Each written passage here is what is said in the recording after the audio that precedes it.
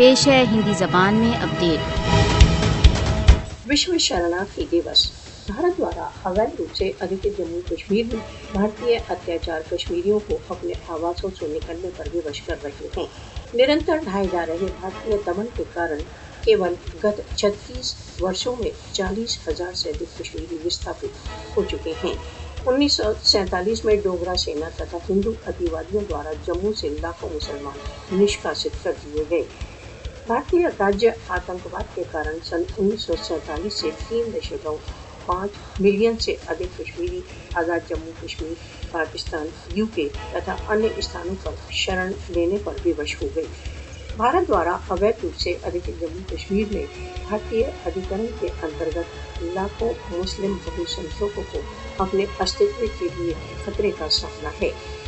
मुसलमानों का बलपूर्ण निष्कासन कश्मीर की जनसंख्यात्मक स्थिति को बदलने की व्यवस्थित योजना का एक भाग है।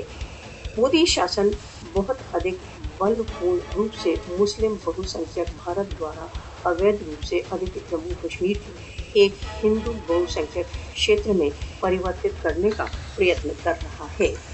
कश्मीरियों के स्वयं निर्णय के अधिकारों से निरंतर इनकारी ही कश्मीरी जनता की यातनाओं का मूल कारण है। कश्मीरी शरणार्थी अपने घरों को उस समय तक नहीं जा सकते जब तक कश्मीर विवाद का समाधान नहीं हो जाता। विश्व को भारत को उत्तरदायी ठहराना चाहिए तथा कश्मीर संबंध राष्ट्र संघ प्रस्तावों के पालन पर जोर देना चाहिए।